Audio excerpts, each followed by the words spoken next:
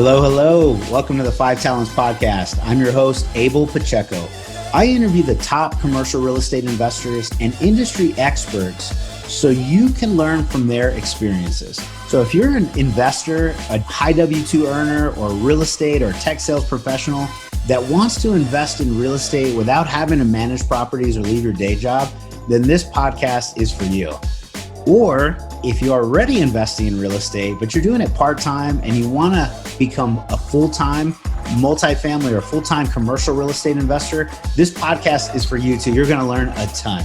You will learn from real-life multifamily investors and other professionals in the industry. They're going to share their blueprints for success, and I'm super excited that you're here. So I hope you enjoy the show.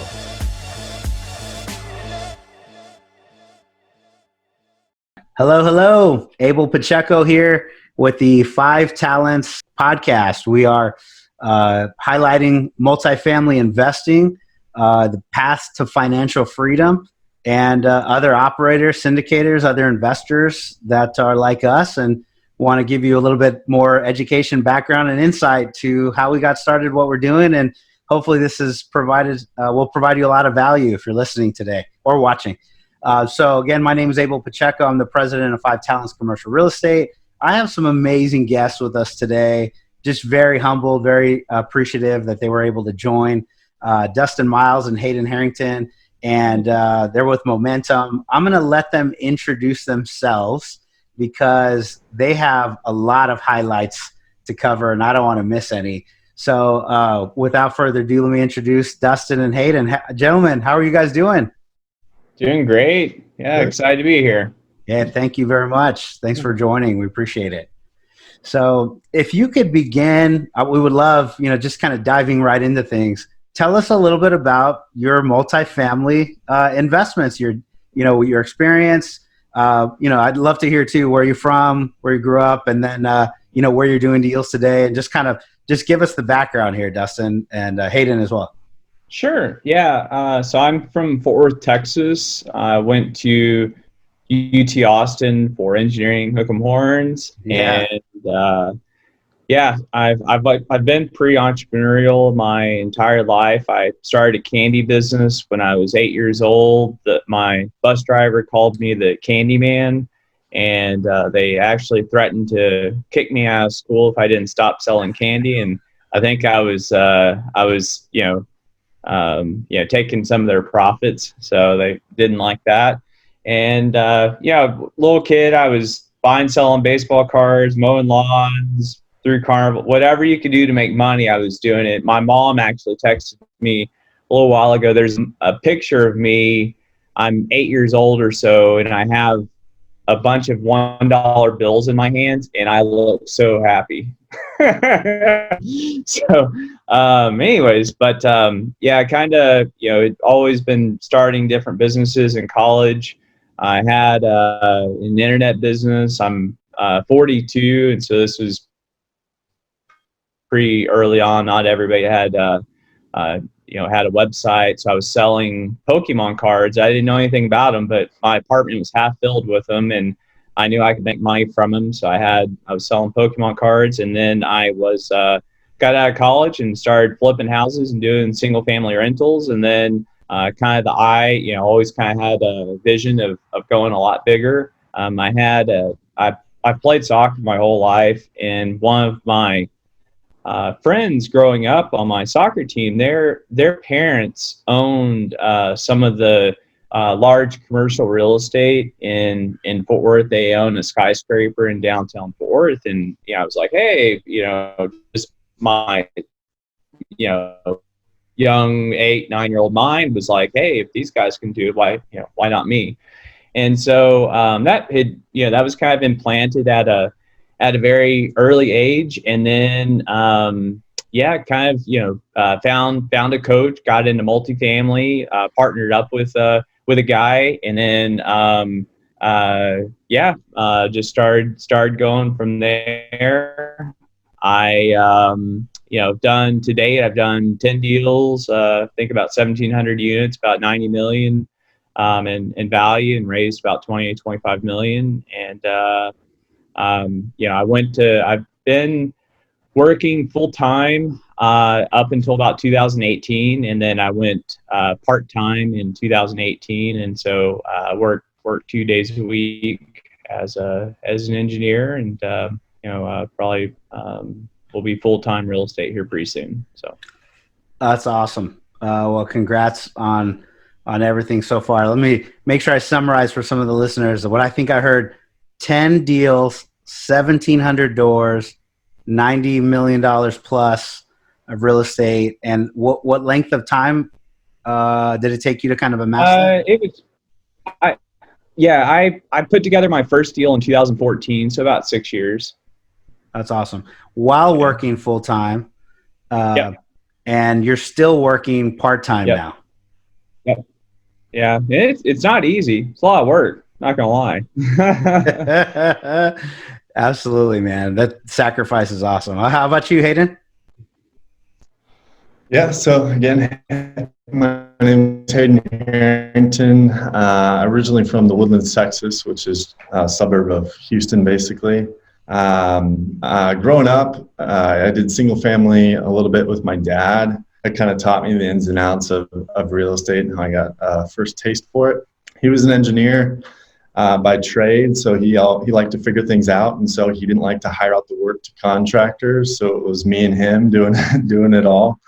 So that kind of taught me my foundation of knowledge on real estate. Kind of got me got the first feel for everything. But then ended up going off to college, and I started a nutrition company out of college, actually, and that's what gave me my experience in marketing and branding. And I really liked paying attention to where's there a need, and how can I fill it. So I ended up growing that into about 90 stores across about 8 states. Sold it a couple years back, and now diving full into commercial real estate. I've always had the dream, kind of like Dustin, you look around and see these big buildings and like, how can I own one? Somebody's got to own that. So why can't I? And so early in 2019, started networking around and just trying to understand the business of commercial real estate, trying to figure out which niche I wanted to be in. I did single family growing up, but I wanted to make sure I explored all different avenues. So I looked at office buildings, I looked at triple net, I looked at ground up retail development and multifamily, of course. And that's kind of the one I settled on. Is I thought there was the most opportunity there. It was the biggest. I thought it was the safest avenue to go to. Everybody needs a roof over their head. So once I set my sights on that, it was just a matter of figuring out how the game is played and how to get started. And met Dustin, and Dustin's an engineer by trade. And I loved marketing. I loved branding. I loved figuring out a way to stand out from, from my previous business. It was on a shelf where you have 1,000 different products. How do you stand out? Right. And so I tried to bring that over to real estate too. And I quickly realized that if you want to be a GP on a deal, you either got to be able to raise capital or you got to be able to find deals. Those are the two things that will speak a syndicator's language, so to speak. And I knew finding deals would be a lot harder because I didn't have relationships with brokers. And so I also didn't have relationships with very high net worth people. But I knew I could find them too. And so that's kind of how I got started, and just going around to different networking events, figuring out how everything works. And I realized that the people putting the deals together were the ones that were hosting these events and attracting people to these different events. And, with my experience, I thought, well, maybe if we improved these current events, we could attract more people, and thus I could add value to a team. And brought the idea to Dustin in early 2019, and we teamed up to do our first event, and it just kind of caught fire and grew from there. And since then, we've been offering on deals together, and we had one that was accepted in early March, but with the whole pandemic, we actually had to pull out, unfortunately. But yeah, we're still actively swinging and submitting offers. Oh, that's awesome. Well, congratulations. for both of y'all success. And I think the newfound partnership, I think a lot of passive investors, if you're listening, and active operator syndicators, you understand there's the value of partnership and teamwork within multifamily that just in single family you just don't get. You just don't have the opportunity to. And that's a great way to scale and continue on the business. And the two engineers getting after it. So that's good. And so let's dig in a little bit. Dustin, if you don't mind, I'd love to start with really your kind of start, right? So getting back to, at some point we'll circle back to the here and the now, which Hayden, I definitely, I can resonate a lot because I started the same way. But Dustin, the 6 years prior, what was your first deal in multifamily and how did you do it? Yeah, so the first deal is it was 109 units, and it's in Haltom City outside of Fort Worth, and it was actually a Fannie Mae loan assumption that we did, and I ended up raising. I don't remember how many investors, but we raised about 1.65 million or so, and this was in 2014. The raises now are, I don't know what the minimum is, but the lowest one I've seen, I think more recently, is like 3 million. But at the time, 1.5 was, it's like, oh, that's a lot of money. Yeah. Today it's kind of almost, I don't say chump change for a raise, but it's definitely on the lower end. You wish you were still raising you wish you were still raising $1 million for 109 units. I know. It means low price deal, but yeah, we bought the deal, bought it for under 40K a door, which is obviously kind of unheard of right now, and it's good. And we sold the deal last year. Sold it to the person that bought it was a passive investor that was in the deal. That they turned into a syndicator. So we sold the deal last year. So we held it about 5 years. And through the 5-year hold, we'd actually refinanced it. And so we pulled out, I think by year 2, everybody had all their cash out. It helps too. We bought it at at around a 9 cap.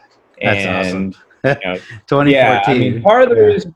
Yeah, part of the reason why it was a 9 cap is because it's an assumption. You normally kind of get a discount on assumption because you have to put more capital in, because we got the loan to value is around 68% or so.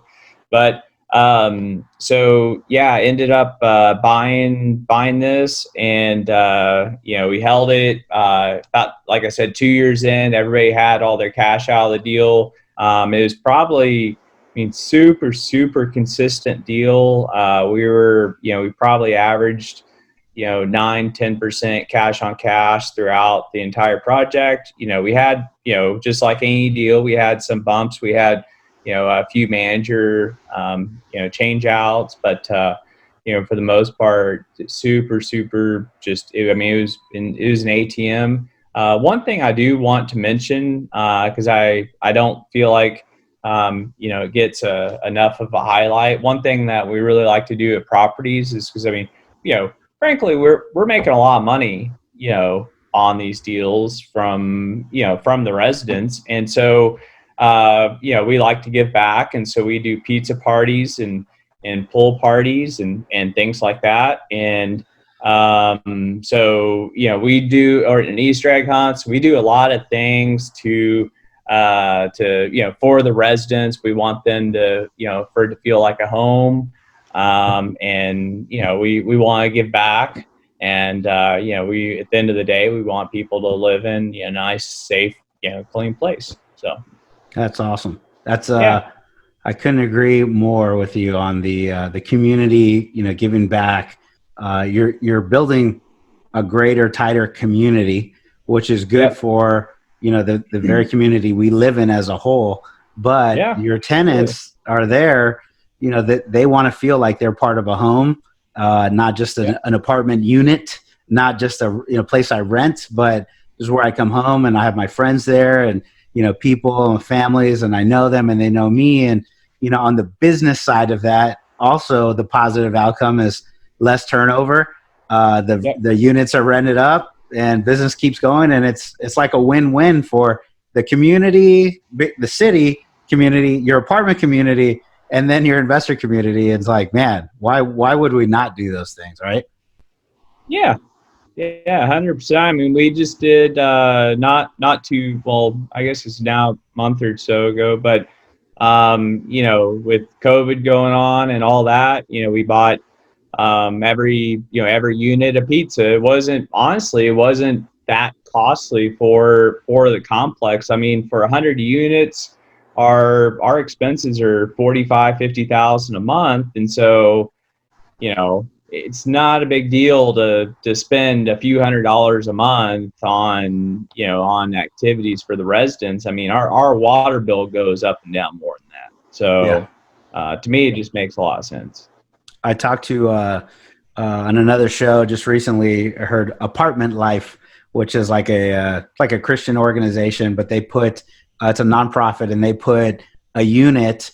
They ask you for a discounted half price unit, but they put somebody in the mission work that wants to live there in the community, do Bible studies and church events, and then they help you do these community events, the pizza, the gathering, the Mother's Day, the Christmas, all the things with a little bit of budget money. So they do it for you, and they have some pretty good stats and data on their profitability of putting somebody in there. So that's cool. Well, so back to your first deal, right? You mentioned some nuggets that if you're new and listening to the show and you're kind of trying to figure out, well, I'm going to be a passive investor, I want to learn, or even a new operator, this deal is your first one.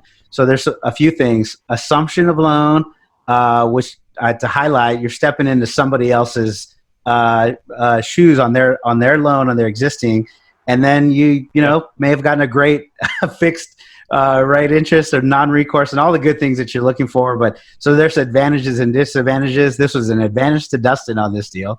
And then I heard 9 to 10% cash on cash return. Man, if I have $100,000 in there as a passive investor, I'm getting 9 to 10 grand back every freaking month. So this is pretty cool.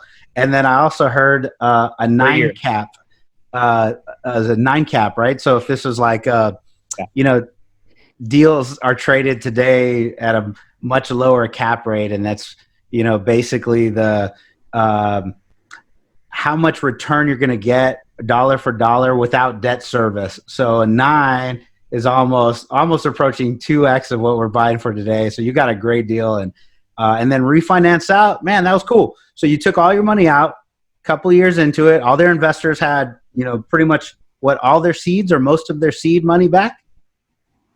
Yeah. They were out is all icing on the cake at that point. So, and if you're listening, then a lot of them went and put it into the next deal I had. So that worked out well. Yeah, that's awesome. That's great. It's great for them. It's great for you. If you're a single family investor listening to this and you're trying to make sense of it, you probably know the BRRRR strategy: buy, you rehab, you rent it out, and you repeat it. Well, that's kind of like, something very similar. You bought the deal and renovated it and then pulled some seed money out, and then the equity partners are still in it. And so, man, everybody's winning. So that's awesome. What was great was the other deal that a lot of the investors end up getting to was also a loan assumption. So, we bought it at 33 a door. Wow. So the buyer's like, I like this deal. Yeah, this was in December of 2016. So that was a really good cap rate. And we bought that one at a 9 cap too. And it was a CMBS loan assumption. It took 9 months to close that thing. So yeah, right. It was tough.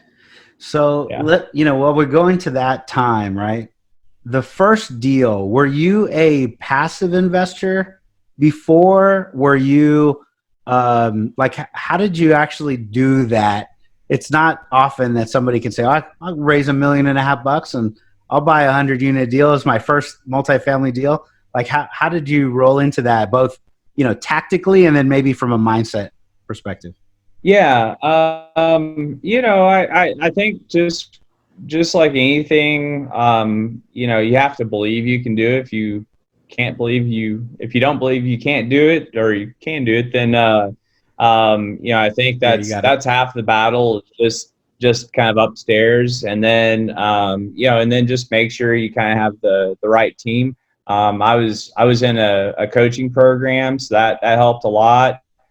I'd partnered up with Kenny Wolf on the deal, Oh yeah. who's Yeah. a buddy of mine. And so, he was, I think he was on deal number 2 or something like that. But, anyways, so, had someone that had been through the steps before. So that always helps. It's just like anything in life, if you want to achieve something. And I do want to mention, I was a passive in 2 deals before the deal I syndicated. Sure. So that, I think it helps to kind of see what some of that looks like. But, just like anything, if you're wanting to hit a certain goal, you either go find a partner, or you go hire a coach. I mean, I didn't know how to, I know how to swim, but I didn't know how to swim laps. And so this is about 10 years ago. So I went to go hire a swim coach. He was a swimmer from A&M, and he was really good. And so he taught me how to swim. And so it's just, just like anything, or I'm trying to run a sub 5-minute mile. So you go hire a coach for that. You go work with people who already have achieved what you want to achieve. 100% agreed. We have a lot of similarities. I'm just a number of years behind you, but I invested passively first. I partnered with a coach and a mentor, somebody that had done this already multiple times before. So I knew how to swim at this point. I was taking classes and lessons. I hired a different mentor and a different coach, like education programs. And then, first deal, I need somebody to help me. And so that makes a lot of sense. That's awesome. And maybe I do want to come around to like what you're doing today, Dustin. But before we go that way, Hayden, I'd like to learn, your involvement with everything. So, this is a number of years. Dustin's been doing all these deals, been crushing it. And then you guys meet up. You're an engineer. Dustin's an engineer. Maybe give me a little bit of background and how you guys met and what you guys are doing now. That'd be awesome. Yeah, so we originally connected through a networking app, actually, and just met up for lunch and got to know each other. I had expressed interest to Dustin that, I was just starting out, brand new, and kind of wanted to learn how everything was done. And Dustin had, been kind enough to sit down and share some of his time and wisdom with me and kind of point me in some directions. And it took a little while, but I kind of had to figure out where I wanted to go. I had looked at some coaching programs and all that stuff too. But I really wanted to get started a little bit quicker, if that makes sense, because I didn't want to pay a large amount of money for a program when I could put it in a deal. Or my goal really was to get to be a GP on a deal and not have to go the LP route first.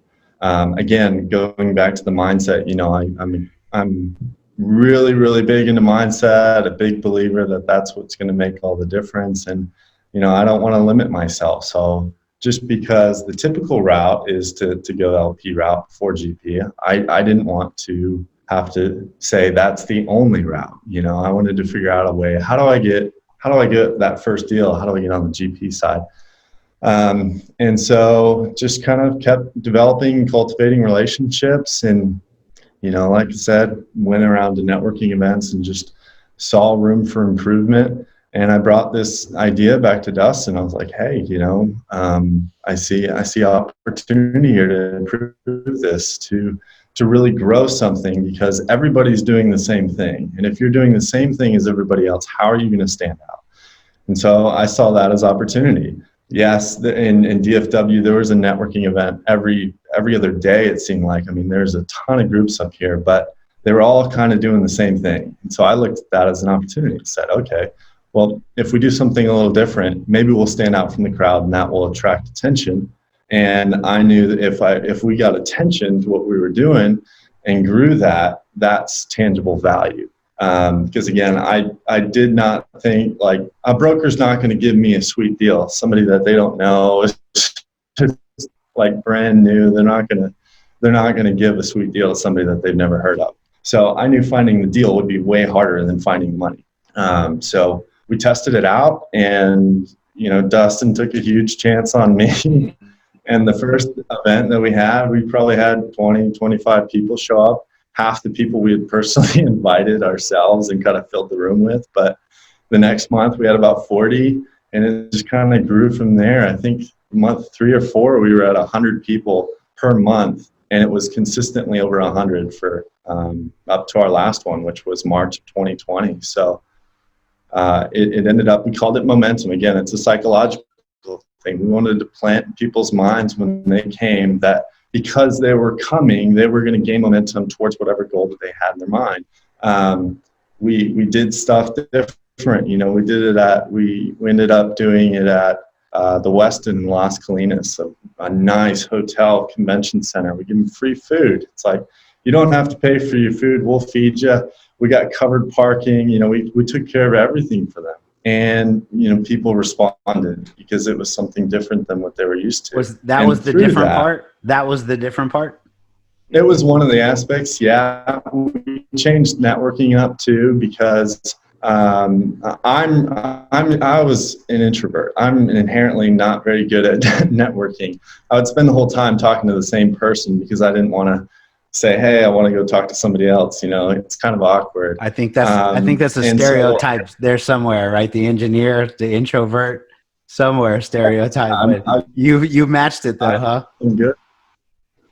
So we just solved I just solved the problem for myself, essentially. I said, I'm not good at networking, but maybe we can figure out a system to make anybody good at networking.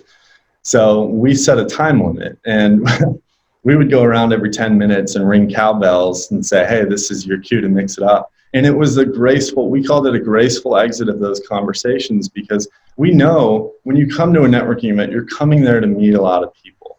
Mm-hmm. But if you leave having met one or two, that's not really what the intent was behind going. And so it's just acknowledging what everybody's thinking and giving them a cue to say, hey, now's your chance to go and meet somebody else. All so right. You don't get stuck. You don't leave with one business card. You leave with a stack. And so we did a couple things like that where people were leaving with a handful of business cards.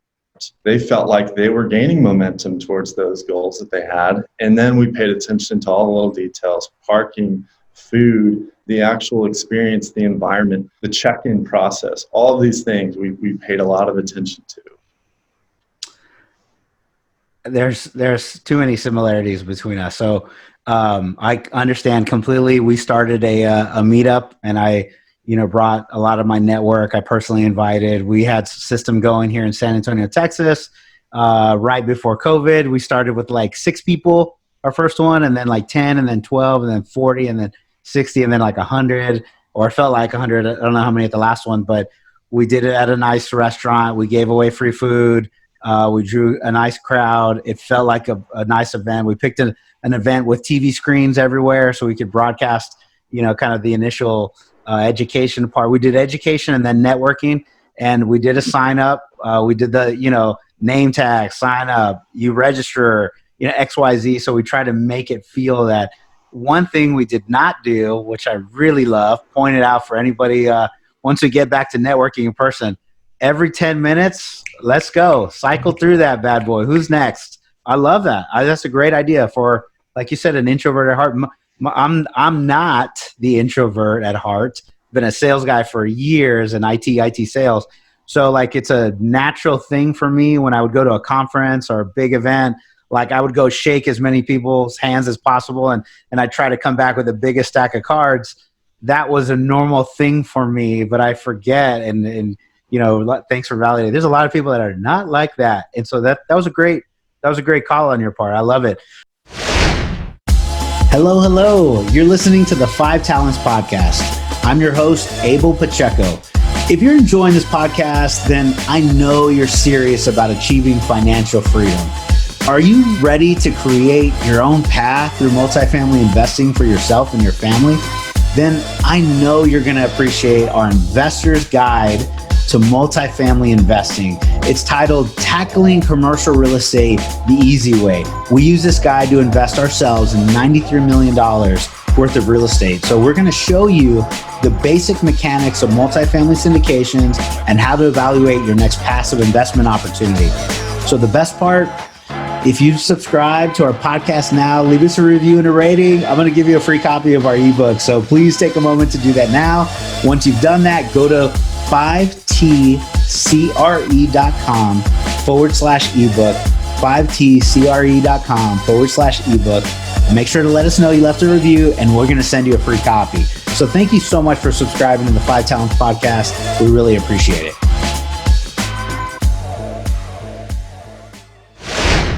So pre-COVID, now maybe you guys can talk about like today. So, you still need to meet new investors. We're still trying to get some education inside out there, still trying to close more deals. So how has the networking part changed today? And, any tips, insight for other people that want to do something similar to what you guys are doing? I guess I would say you don't necessarily have to have webinars or a podcast or a platform per se. You're pretty active on LinkedIn. I'd say that you could, you could make a lot of ground just going through LinkedIn, getting into Facebook and being active there, and just providing value, whether that's through, and you don't even have to necessarily know what you're talking about per se. You could just post articles about the newest thing that's coming up, whether it's job loss numbers, or this is what such and such is saying about multifamily right now, or Sam Zell saying the uptick is coming in the fall, or whatever, but just starting those conversations, and just pinging people, hey, let's jump on a phone call. I see you're in multifamily, or I see you're interested in passive, investing passively, or maybe it doesn't say any of that. Maybe you just reach out and you're like, hey, we're connected. I don't know about you guys, but a long time ago, I connected to everybody, and so frankly, especially on LinkedIn, I don't know a lot of those people. So I'm kind of going through just pinging people like, hey, we've been connected for a while. Just want to reach out and say hi, and just kind of curious what you're up to. And so, you can network through that. I guess if you wanted to be a little more efficient, you could have a webinar, and you could bring on a guest. The guest does a lot more of the talking, per se. They'd be the expert. And so, you could kind of lend credibility through that, or, there's a lot of different ways you can really get going, and frankly, you don't have to know, a ton. It's good if you do get educated though, and do start that learning process, but you don't have to know a ton to get started. So yeah, that's awesome. That's good insight. So for both passive investors and current operator syndicators, so two nuggets that I heard Dustin, kind of talk about. If you don't have a podcast, if you don't have this platform, there's still very much a way to be active on social, either Facebook and LinkedIn, and provide value. And you're going to quickly start to network and meet other people. So if you're trying to find other investors for your deals, you can find it there. Or if you're a new passive investor, that's trying to find other operators, that you can even look at their future OMs. And, so if you guys are interested in what Dustin and Hayden are doing via Momentum, you should like pause for a moment, reach out to them, connect with them on LinkedIn, on Facebook, and get in their world. As a reminder, sometimes, a lot of us do Regulation D 506B investments, which require a pre-existing relationship. So if they have a deal that comes out tomorrow and you don't know them today, you can't get in there. It's not an option for you. So, take the time. Here's an action for today. Pause right now and go do that. But anyways, this is good. This is good stuff. I really appreciate it. These are all good nuggets here. So if I can jump back into your deals, the opportunities, man, we don't have enough time to cover every single one of them, but you've done 10 deals, 93 million bucks. Give us an idea what maybe your sweet spot is and how, couple of nuggets maybe for a passive investor. Hey, you do X, Y, and Z type of deals, and this is what we like. And then I'll ask you another question in a minute, but that's enough right there. 10 deals. Yeah. What in the world? What are you doing, man? So, I mean, I would say just so kind of looking more, I invest passively too. Just, throwing that out there. But yeah, so when I'm looking at about this constantly, before we even really dig into deal, honestly, it's all about that location. You can change. You can put in all this CapEx, you can change out management company, you can do all these things, but if the area is not, if the area is struggling, or maybe you have a complex next door to it that's, that they don't keep the property up and they kind of let whoever in. You can do all these things to the property, but if the area is kind of, not the best or high crime, it's really, really, really difficult to do well. So we really look at the area big time. So another kind of little nugget I would throw out there, because this is what I look at kind of on a more personal basis, and Hayden and I look at this pretty carefully too, kind of as a stress test on a deal. We look to see, I mean, we fully anticipate, well, this is pre-COVID, because COVID's kind of throwing a wrench in some things, but we look and see, if we're not, worst case scenario, COVID goes nuts and we're not able to raise income for whatever reason, what does that cash on cash look like for year one? If we take their T3, what does that cash flow look like for year one? And if that's something that you're happy with, then that's kind of a check the box that we like to look at. Got it. Okay.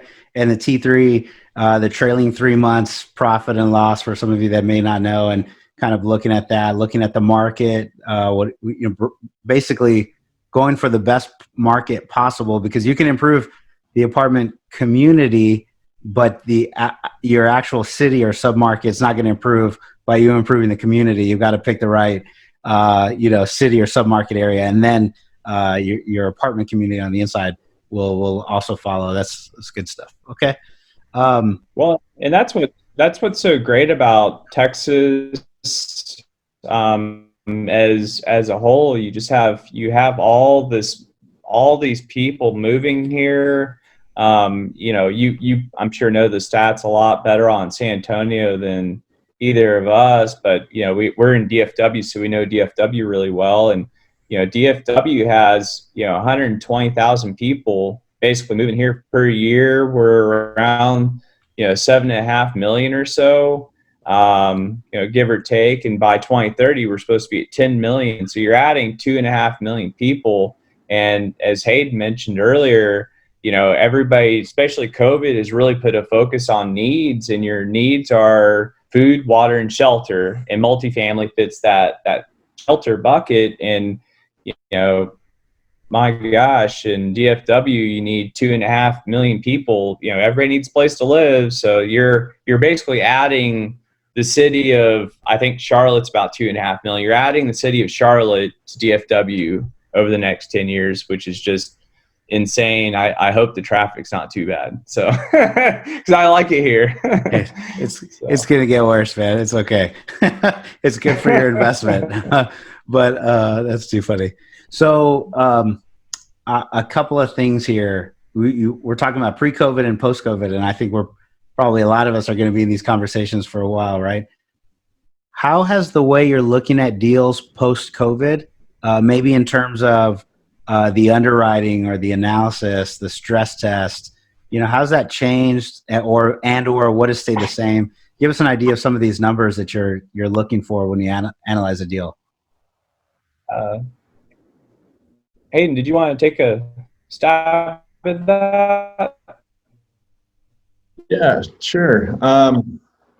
Obviously, being more conservative on our year one projections and being able to push income and stuff like that, especially the other income category when you're not charging late fees and stuff like that. So backing down that category is kind of the first thing that we've been doing. Also, trying to kind of look forward and see what risks are on the horizon. Which asset class do we think is going to be able to withstand the next 6 to 12 months the best?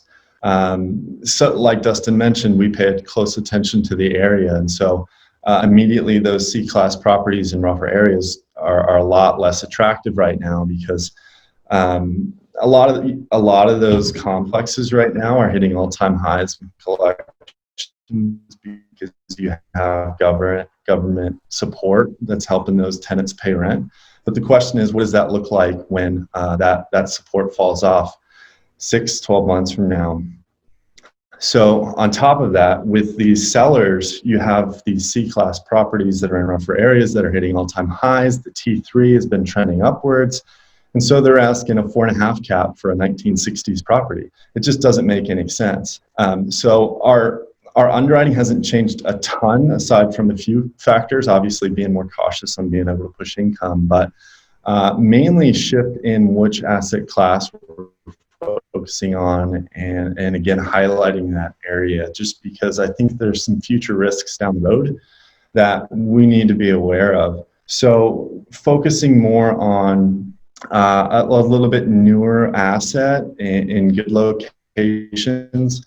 Again, a C-class property that's having that seller's hitting all-time highs in collections. They have no motivation to sell at a discount right now. Absolutely not. But on the flip side, a new construction property that has already exercised an extension on that loan, he has to sell.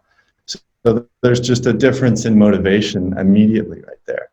So we are shifting our focus to based on kind of where we're at in the cycle as well, just trying to find, sellers that are motivated to sell, for one, to find opportunity there. And then also, we're concerned about the essential workforce of the future, so to speak. I think there's a lot of workers today that are considered essential that unfortunately might be non-essentials in the future. I saw an article early on at the beginning of COVID that Amazon had to shut down a fulfillment center because only a couple people got the virus. And it's sad to say, but Amazon's going to look at that and say, what's the biggest problem? What's our liability here? It's the human element right there. And so I think moving forward, those companies that are on the forefront of technological advancement and stuff like that, they're going to outsource the human element, and those essential workers today are going to potentially become non-essentials tomorrow. So our focus is to really pay attention to that technological revolution that we're currently going through, because every business right now is being forced to figure out how can we operate with no contact from our computers, from online. And so moving forward, I think that's going to be more and more of a concern. And we want a tenant base that's going to be able to adapt with those changes, learn new skills, to be able to work remotely. And I think the B and A properties will probably be able to withstand that a little bit better than the lower C-class properties. And that's not to say that all C-class is going to do poorly in the future. I think there's a lot of great C assets that are still in good locations and have good solid tenant bases. But again, it goes back to seller motivation too. It's not worth paying a 4.5 cap for a 1960s, 1970s property when you can pay the same price on a cap rate basis for something brand new. Yeah. Yeah, you make a lot of sense. I'm 13 years in the IT space, and I saw the shift of IT transformation, they would call it. And that's basically from human interaction and involvement of services to, no human needed. I think, man, every time you get into an Uber, or when we used to get in Ubers, you didn't have to talk to anybody. You could just pay your money. You didn't have to exchange any cash. You could buy Domino's pizza on an app without having to talk to anybody. It would be delivered. Same with a house. I rent a house on Airbnb, and these things are really contactless type of opportunities for those providers. But prior to COVID, they didn't know that they were going to deal with the pandemic. And now, the restaurants and the services and curbside delivery and check-in, and this is your space. I don't know what you guys are doing over there, but we have like space number 1, 2, 3, and you call ahead and you get your order, and I don't have to go inside the restaurant. And so businesses and business in general that can deliver to that are gonna win, and their employees are gonna stay employed, and they're gonna be tenants in your apartment complex and be able to withstand and withhold that. So that makes a lot of sense. And a lot more remote workers are going to come in the future. So if you haven't Googled, I would check out hashtag PropTech, PropTech. There's a pretty cool movement on PropTech, which is, for us as operators, syndicators, a lot of contactless services that we can implement for our potential renters, like viewing an apartment, setting up a meeting to go into the unit, get your little code, put it in there, go walk the property, go check it out without having anybody to actually go do that. And then move-in days, same thing. Here's your key, and all this really cool stuff. But security systems, cameras. But anyways, so I've taken up a ton of your time, and I appreciate it. Before we go, is there maybe I have 1 or 2 more questions? I'd love to give you guys an opportunity to highlight anything I missed. Before we do that, where can our listeners, viewers, get in touch with you guys? What's the easiest way to get into your world?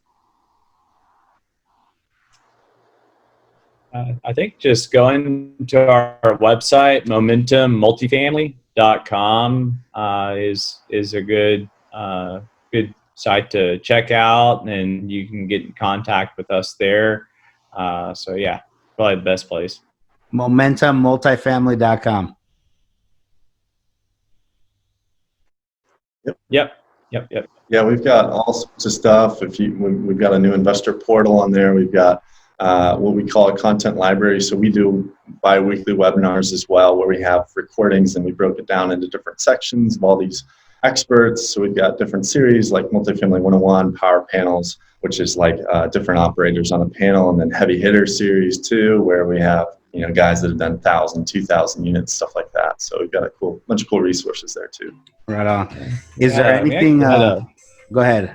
Sorry about that. Oh, I was wanting to mention we had a women's panel not too long ago, and that was very well received and a lot of fun. And coming up, we have a physician panel. It's physicians and multifamily, so it's kind of fun. One thing I did want to mention, I don't want to take up too much time, but you're just from the passive investor standpoint. So, I guess I would kind of hone in on. So it's not to scare people away or whatever, but I would really take a hard look at the sponsor in terms of just kind of doing your due diligence and things like that. It's it's not a marriage with the sponsor, but you're potentially in this relationship for 5, 7, up to potentially 10 years, or maybe longer if you do a 1031 or a refi. But I'd take a hard look at that. And on the flip side, I'd also take a look at, you sometimes see partnerships that they come together very quickly. And we've seen, a few deals that we've underwritten that are not doing so great. Now, I think it's because of these partnerships that came together very quickly. Hey, let's do a deal, and hey, I got a deal. You can raise mine or whatever. KP, come on. So just having these deals that come together quickly. It's a team sport, so I definitely get it, but just I guess just kind of looking at the team and just making sure it kind of makes sense. So yeah, to that point, it's funny, it'll be interesting. So we have a webinar coming up where we have kind of someone that analyzes partnerships and teams. So he's going to analyze Hayden and I. So that'll be fun. Yeah, that's pretty cool. That's pretty cool. Yeah, but that's all fun. Yeah, I hope you guys are in a good spot on that day. I know the obstacles come and go, but y'all will do amazing, I'm sure. Well, that's a good point because, like you said, partnerships get formed quickly sometimes, and then we're in this deal for 5 years, and I didn't know you don't like to work on the weekends, and I didn't know you like to work weekdays, and I didn't know that. I want to have a meeting. I'm like, probably some things you should have talked about before jumping into it. How you're going to operate it, and who's going to take what responsibility, and how you guys are going to come together on reporting, and basically operate the deal. Yeah, so that's all good points. Definitely great questions. Thanks for bringing that up. That's a really good point too, because for me as somebody starting out, it's been an 18-month long journey, and it's been tough at some times, especially when we get so close to getting a deal. But on the flip side, it's something that I've been extremely grateful for because, like you said, like Dustin and I've been working together. We're on the phone every single day, almost all day long. So we've got to understand how we work well together. We were out hiking in Arlington yesterday together, and the whole time we're talking about deals and different opportunities and stuff like that. So, getting to know who you're dealing with is such an important piece of that puzzle, and because everything's easy when things are going good, but when things go south, you've got to know and be able to trust, have faith in your team and your partners. Yep. And yeah. So definitely want to dig into that as a passive. Oh, go ahead. I was going to mention it. I was going to say there's nothing like testing a team like throwing a charity event together. We threw a charity event in December, and man, it's a lot of work. So tell me, what y'all? Thanks for bringing this up because I understood that you guys were working on something. Tell me a little bit more about this event. What'd you do? It's your way to give back. I'd love to hear more. Yeah, the idea was that if we're buying communities, we want to make a difference in the community as a whole too. And so that's where Dustin and I were both very philanthropic. We want to give back, and that's where the idea came from. But Dustin's actually a member on the charities board, so I'll pass it over to him, let him explain. So kind of the idea, like Hayden said, was was giving back, and so we it was kind of funny. I remember we went to the charity, and we're like, hey, we want to throw an event, and we want to benefit you guys, and they're like, and this was in like, I don't know, September, October of 2019. And they were like, oh, so when do you want to throw the event? Do you want to throw it, in fall of 2020, or about a year from now? What are you thinking? We're like, oh, we're thinking a month or two from now. We're thinking December. And they're like, so anyways, we had, we kind of scaled it back a little bit, make sure, we could kind of hit our targets. But we had an auctioneer come. We ran auction. We had a raffle event. We ended up raising, I think after expenses, we ended up raising, I think it was around $7,000 for the charity, and that was after expenses and everything else. So so it went really well. We had kind of a main speaker. Michael Becker was nice enough to lend us some of his time and expertise, and he spoke. And then we had another gentleman that we had raffled a lunch off with, Anthony Wonderly. So that went really well too. It was a lot of fun, but it was really nerve-wracking because you're trying to trying to raise his money for a charity, and man, it's the pressure's on. You want to do well for this charity because they're over there in the corner. They're like, hey, we're hoping to get some money. So yeah. Anyways, it was a lot of fun. Oh, that's awesome. What can I ask? What event or who did y'all? Who's the benefit for? Yeah, it's cancer care services in Fort Worth, and and then they asked me to be on the board shortly after that, so that was fun. Nice, very nice. Well, congrats, and that's one of the ways you're giving back. I'm sure there's a few others, but all of the content, everything that you're pushing out there for your community, and then also the group, the cancer group. That's awesome, man. Well, that's really great. Do you all have plans for more of those in the future? Yeah, we're trying to. Yeah, we're talking about that and what that might look like, and different set of circumstances now with COVID. So we're obviously probably not meeting in person. Can't meet in person. So, just trying to figure out what it looks like. Yeah. So. Oh, well, good. So we'll see. Yeah. Right on. Well, man, that's thank you very much for the time. We appreciate it. And anything before we go, anything else that maybe I didn't ask about that you guys really, were excited to share, either with, from operator standpoint or passive investor, any last final word of wisdom, anything in general? I just think, wherever you're at, it doesn't really matter. There's always a road to get to where you want to go. Dustin and I have two very different paths on how we get started. So if you have the goal, I would just say, go for it, figure it out. A lot of the stuff, Dustin and I were like, especially with the charity events, like neither of us have thrown a charity event. I have no idea how to throw a charity event, but we're going to figure it out. And that's kind of always been our mentality.